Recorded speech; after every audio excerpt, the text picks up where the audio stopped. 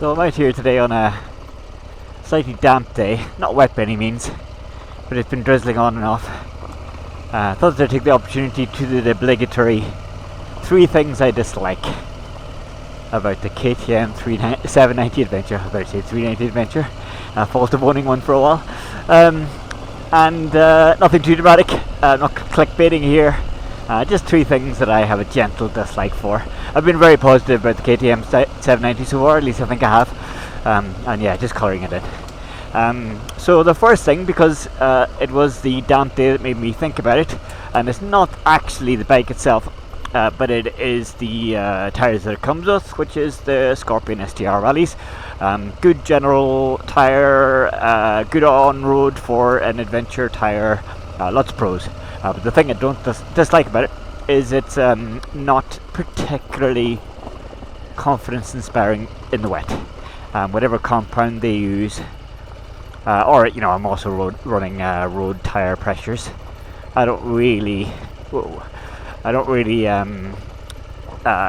really started messing around with tire pressures. I think it's overkill for the type of routes that I do. It might improve slightly, but overall, haven't done that. But yeah, in the wet, you get this sort of degradation in performance. Yeah, so I do want to compromise, but maybe not quite as much to compromise as tires. I think I'll probably keep them until they're worn through. Don't really want me splashing out on tires and changing them unless it's a big deal. But ultimately, if I was to choose, I'd probably choose something slightly differently. So yeah, number 1, the tires. The second one, and it is related also to off-road riding, is the size and length of the stock clutch. I'm going to stop in 2 seconds and show you. Hopefully I can show you. I'm never sure where this camera's pointing some of the time, but the clutch here, I put in and the clutch bite point is around about here. And at the clutch point, it's just right at the point of where my fingers are. And theoretically, I probably could pull them right down to the tips of my knuckles. But if the gloves are slightly thicker or anything like that, it is quite hard to have your outer fingers on the bar and get a full clutch pull. Obviously I can adjust the cable length and things. This is actually out the most here, which suits. It is actually quite difficult to 1-2 finger clutch with the clutch mod in place.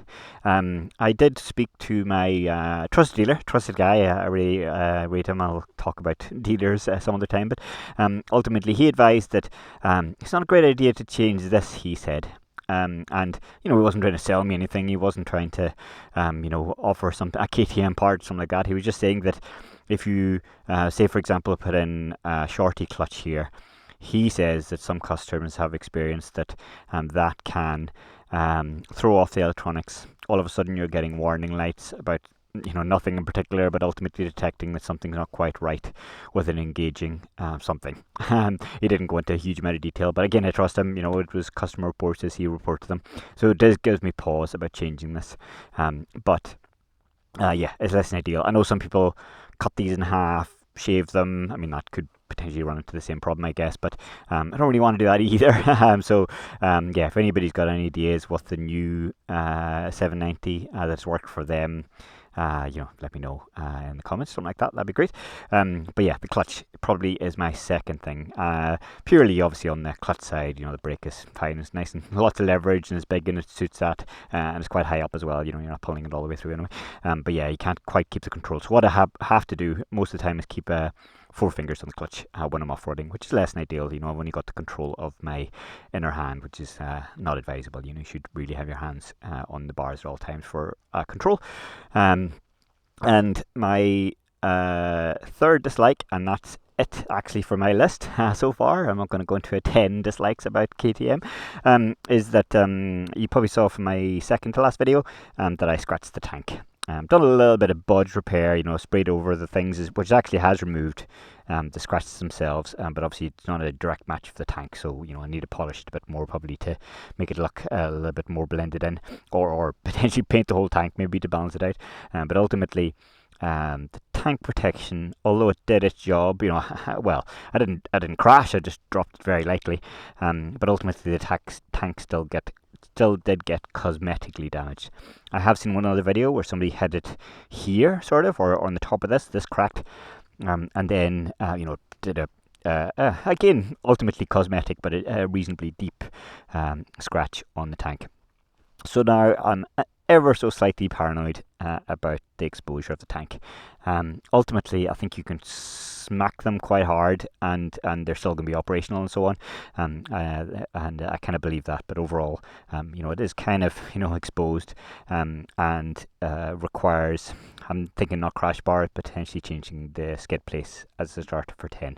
I've looked at the AXP skid guard, which I think, based on the reflection, kind of comes up a bit higher and kind of angles out along here. It's lighter as well, which is a benefit. Originally, I was going to stick with stock because, you know, they redesigned this thing, and it, you know, it looks pretty good. But overall, yeah, I think I might change it. Like I say, I don't want to go for the full crash bar route because of the weight. So yeah, 3 dislikes. That's it. Yeah, can't think of anything else, honestly, right now. I had a short there where I found one singular bolt lying on the ground nearby my KTM, and on this bike there's a hole where there should be a bolt.